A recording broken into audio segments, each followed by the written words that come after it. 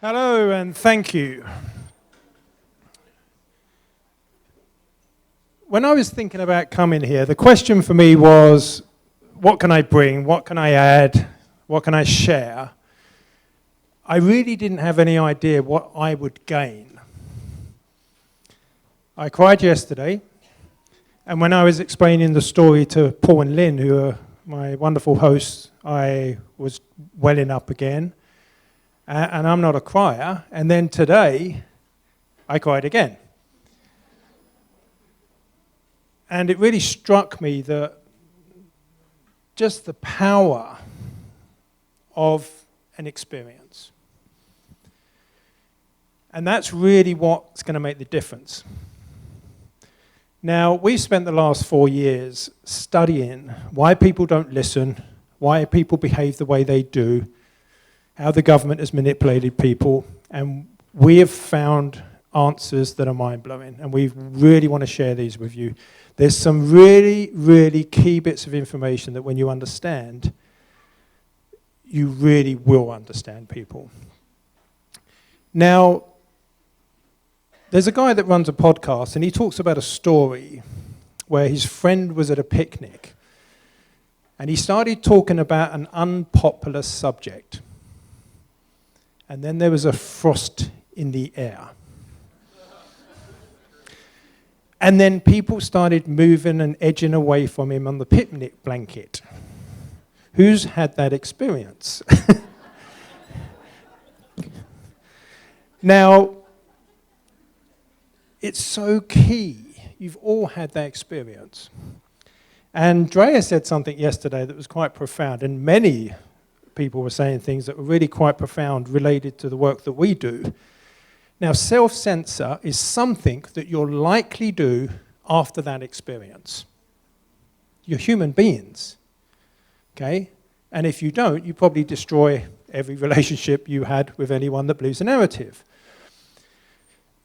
But self-censorship is a real problem. It's one of the biggest problems. And it will lead to apathy. So I've got something, everyone knows you've got something that you need someone to know. But when you don't tell them, you're then stuck. And that's apathy. You've got no way out. And this is what this project is about, is to give you a way out to then communicate with those people that really don't want to listen. But if they did know, they would want to listen. There's a lot of stuff that we go through, but really I want to share 3 key points for today. And what I'm going to do first is start with a couple of studies, and we're going to ask a question, kind of quiz-like. Now, I got all of these wrong, okay, as a proviso. What percentage of nurses would administer a drug under these conditions? The prescription was transmitted over the phone, violating hospital policy. The drug estrogen was actually a fake drug created, so no one had heard of it, was fictitious and not approved for use. The prescribed dosage was twice the maximum daily dose, what was printed on this fake drug, and 4, the nurse had never met or spoken to the physician. Okay, by the way, any of those numbers are shocking.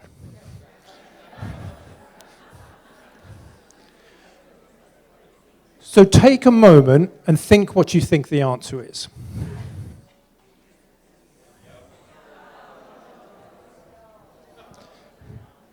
If you're wondering why everyone went along, because they understand behavior.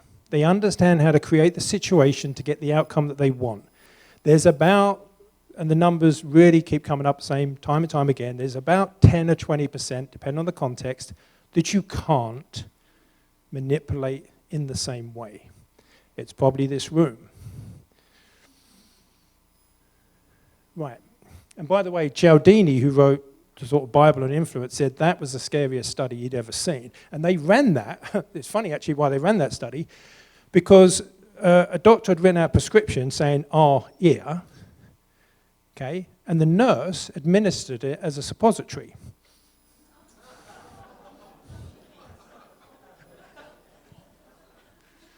Okay, so this next study, there's heart operation patients. Okay, they're about to go in for a serious heart operation.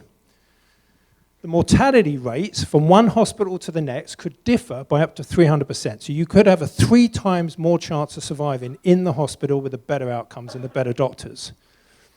Heart patients were offered this data for $50. How many percentage of patients paid the $50 for the data?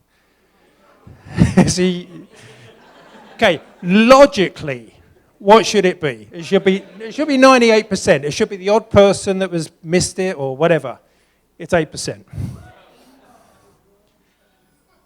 Okay, that's actually from The Elephant in the Brain, which is a very good book, by the way. But then, right, here's the good news.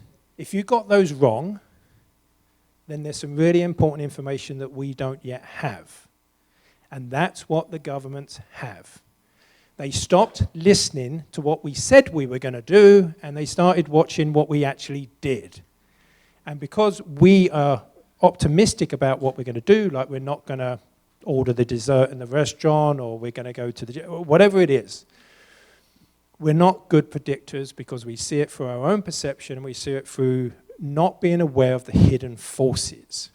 When you know this, you're going to be able to predict behavior so much better, and then you're going to be able to make campaigns and movements work so much better. And this is such an important assumption we have to understand, and this is across politics and everything. Whether at work or at home, our instinct is, if we have something important to convey, the other person will want to know. This instinct is wrong. Now, this has been known by many large corporations. Virgin, for instance, embraced this. Their safety video, no one wanted to watch. They then used behavioral science to reformat it. Not only did people watch it, they got 6 million views on YouTube. Okay? And this, from this book, really discusses how to make information in such a way that people will want to engage. The information itself is more important, but when it comes to conveying it, how you say it becomes more important, because if you can't get it into someone's head, then it's of no value. Now, everyone's heard of Milgram experiment, I would have thought, if you're in the truth movement, okay? Because it's the classic. We've been witnessing the real-life Milgram experiment, but what people don't realize is that Milgram surveyed the experts before the study.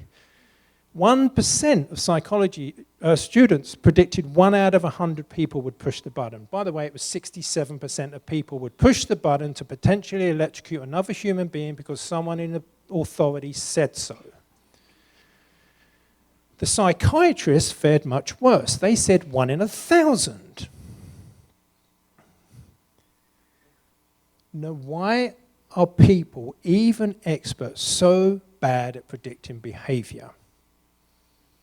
Now, this is fascinating. Ash conformity studies, probably everyone's seen this about the line lengths. Ash ran those studies to prove it wasn't true. Okay? Because Sharif had run studies a couple of decades before, and Ash was finding holes saying, oh, it's because the answer was ambiguous. That's why people complied. But when the answer is clear, they won't comply. So Ash stumbled across something profound. And it's this. Imagine that you go sailing for the first time and you do not take into consideration the wind or the current. How are you going to fare? Not very well. Okay? We have to understand behavior because it leads to better leading. And the point is that behavior has lots of unseen forces, like the wind and like the currents. And they're unseen because it's efficient for our brain to not have them there. If you had to work out how much percentage weight to shift from step to step, every step, that's so laborious. Your brain takes care of that for you. The problem is that all that unconscious processing, it can be influenced, and the governments now know how to do that. And because it's unconscious, you would not know. And John Barr, who's one of the social scientists who really was a pioneer in this field, he tells a very telling story. He's in his log cabin with his brother-in-law. His brother-in-law is a rocket scientist. He says, John, what's social science doing nowadays? And he goes, it's getting crazy. We now think that 90% of our decisions are largely unconscious. The rocket scientist turns around and says, that can't be. I can't think of a single time I've made a decision unconsciously. Okay, how would you know? Okay, I'm going to touch on this. I mean, this is a 5-hour presentation if you go into this in detail. But this is what's going on, okay? This is our BBC. I'm sure you've heard of it. You've got your own equivalent, the state broadcaster. But basically, media is detached from reality, okay? And this is such a key quote. Those who can make you believe absurdities can make you commit atrocities. And that is what we've seen the last 4 years. There are so many people believe that what they're doing is for the greater good. And if you can make them believe that, they will do anything. Just ask any of the guys here. Now, I'm just going to touch on this slide because it's so important. The blue square on the top right is my consciousness, my awareness, what I'm thinking about. So if I say safe and effective, that's an output. That's like saying 2 + 2 = 5. If I then tell the person, no, it doesn't, it equals 4, what's the response? You're crazy. And then they argue the point. That's an output. Don't challenge outputs. Never works. But this is what does work. That all of that output is coming from an engine of your mind, which are the inputs. You get a stimulus, and then you have all of these variables. And what happens, like a hallway or mirror, your brain, in an instant, processes and comes up with the answer. Now, when those change, people change. They will change their conclusion. You can't tell them what's in there. You have to show them. You tell them a story. If they, let's say they watched the media and they was at a march and the media lied about it, they're going to have that experience. And they have that experience enough times in some other drivers, it will change and the outcome and the output will change. So the key point 2, you change the inputs and the outputs will change. And if we can really have people understanding how the mind processes and absorbs information, then you can actually layer it in such a way, and this is happening, by the way, accidentally. Yeah? If you believed what you were told prior and then you don't anymore, something happened. And there's people out there all the time now changing from moment to moment because of experience, stories, metaphors, questions. It's not from being told. Okay, when you tell someone the government's lying, they're going to want to back up their belief system. But when you show them, they're going to have a real trouble. Now, the curse of knowledge is really important, that when you're talking to someone, because someone talked about this, I think it was this morning, if you go back 1,000 years, people had such a shared reality. Okay, you knew tigers, you knew all these things. You had a shared reality. Now we can live in different realities. Okay? You can have someone live in a completely different reality by just watching CNN, BBC, anything like this. Now, just to touch on the curse of knowledge, we're going to assume that when we're talking that they can access a lot of the information that we can access in our mind, and it's not true. So you have to be very conscious that if you know things they don't know, you've got to find a way of sharing that. Now, this is one of the real, anyone that studies psychology, this is one of the conundrums in psychology, and it's the person versus the situation. Now, all it means is, when I'm in a situation, what dictates my behavior more? Is it the situation or is it my personality? Now, we assume it's a person's personality, but only for about 10% of the population. Most people cannot resist the situational forces. Where I just moved from, where I would take my dog for a walk, there's 2 zebra crossings I'd cross. One of them, I almost got run over 100 times. Okay? Of all the shitty drivers just driving in that way, why not the other zebra crossing? Because of the situation, because of the way it's situated, because of the angle of the roads. So one day I'm getting annoyed. Why another arsehole? Okay? And then I realized it's the way it's designed. It's designed, and our systems are designed in such a way that we're breeding bad behavior, we're breeding corruption. It's literally, there's 65% of the population that can literally have their moral compass moved under certain conditions. And this is one of the most important things to know, because we should be designing our systems so they don't contain those conditions. It's so key. Wells Fargo, they created an incentive that if their staff opened up a new account for customers, they would pretty much keep their job, because it was the kind of, you had to perform to a certain level. What happened? 5,000 staff committed fraud. 5,000. This is one of the funniest studies I've ever heard, by the way. Okay, let me just explain it. So if you flip a coin, it's generally going to come 50-50 over large numbers. So they created this to then give it to people, and they could go into a room, flip the coin, come back, tell them how many times it was heads, and they say, oh, every heads we give you $10. So they were incentivizing people to cheat. And then obviously they can measure the averages to know who's cheating the most. Now, with the bank employees, and this is what's so funny about this, if they did not remind them that they worked in a bank, they did not cheat. But when they reminded them, and it's called priming, it brings something to the forefront. When they reminded them they worked in a bank, not only did they cheat, but they cheated more than prison inmates. The culture of banking, the situation of banking, is to cheat. That was run by Zurich, by the way, for the Swiss bankers.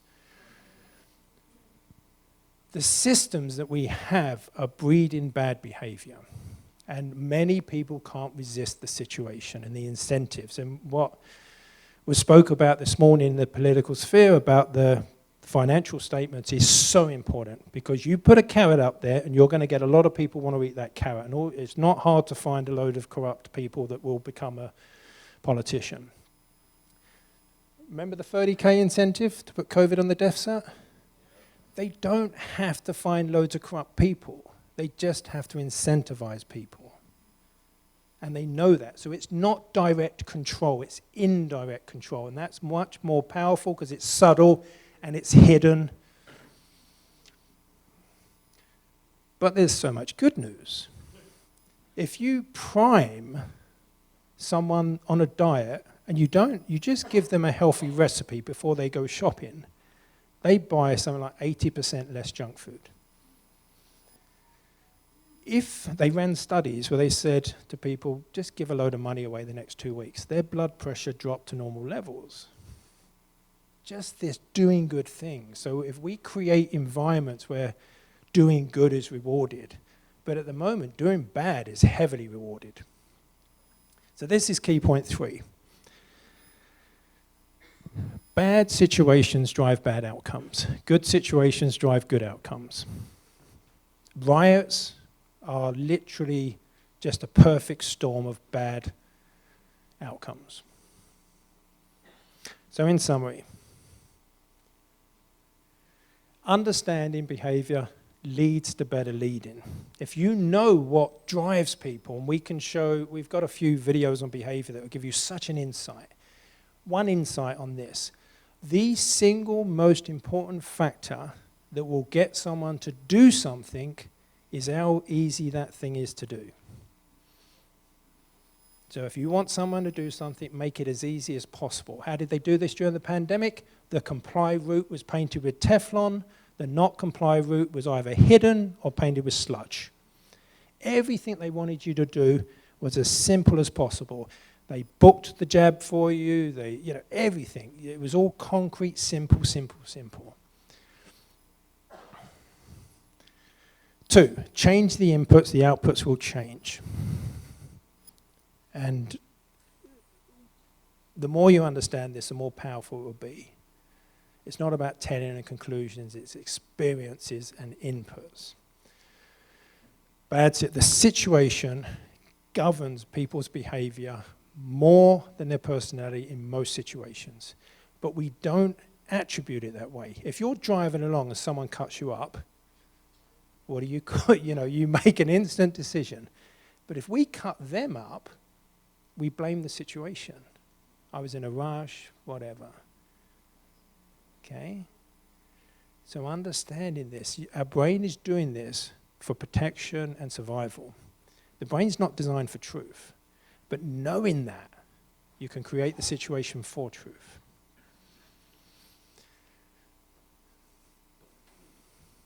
So conclusion and solutions. So we've got a bunch of things that we do, and I was just presenting, and all of this is going to be freely available on the website. A lot of it already is. We've got the do's and don'ts in conversation, and this is what's going to trigger people, what's going to shut them down, what's going to make them not listen to you, and then what do you do where you can really get them to listen.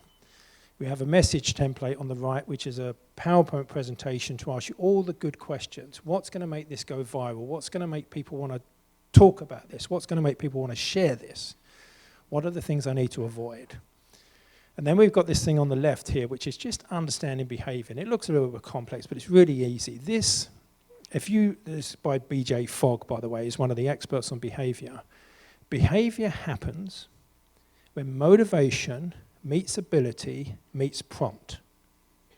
So the prompt might be, we need to do something, okay? If that behavior is above that curve, so if it's above this line, it's probably going to happen. If someone has no motivation, so let's say someone's not really motivated and you send them a 4-hour documentary you want them to watch, what's going to happen? Okay?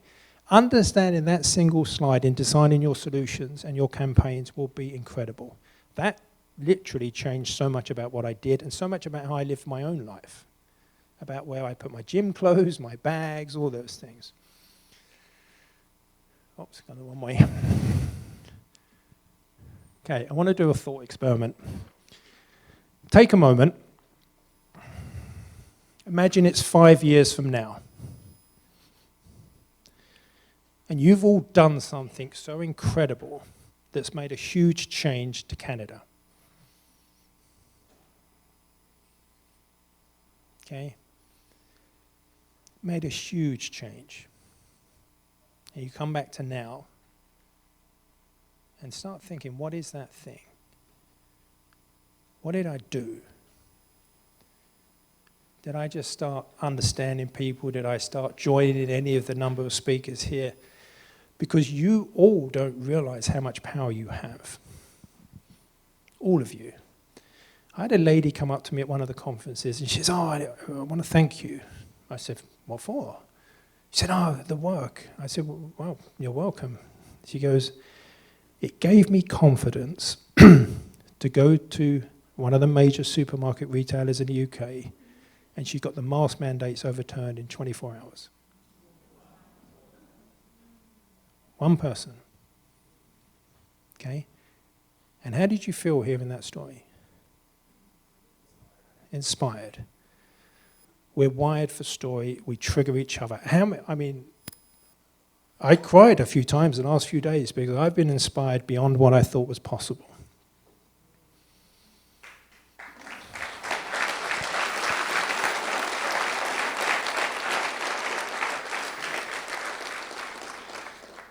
The ninja move in doing anything is starting. And I'm just going to finish with a quick story. I got asked on a presentation about a month ago, when did you sort of know about a lot of this?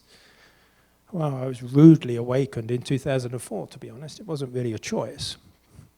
And I went to a seminar by Ed Griffin. I'm sure many of you heard. Wrote a very powerful book. And there was already a few things that were already taking me on that journey, but that was it. And then next couple of months, I watched every documentary, every conspiracy theory, and I remember sitting back on my chair and going, oh my God, it's not pockets of corruption, it's systemic. I was in Geneva a couple of weeks ago for that WHO thing that was spoke about, and in fact, the Japan thing was zoomed, we were literally zoomed into it and talking to them, and there was 50,000 of them in Japan, which was incredible. And I sat next to one of the professors at dinner, and this come up, and I told her the story, and she went, oh my God, the hairs on the back of my neck had just gone up.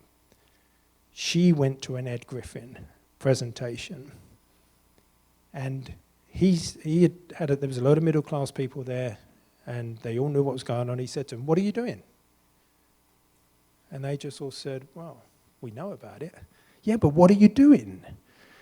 And he said, do one thing. One thing. And that's what triggered that professor on her journey. And she's affected millions of people. And that's really it. It's to understand you have the power. It's a choice. And it's not going to be easy, and there's going to be bumps along the road. But when you start realizing your power, and every change is going to come from inside you, and then you're going to affect those outside of you. Thank you.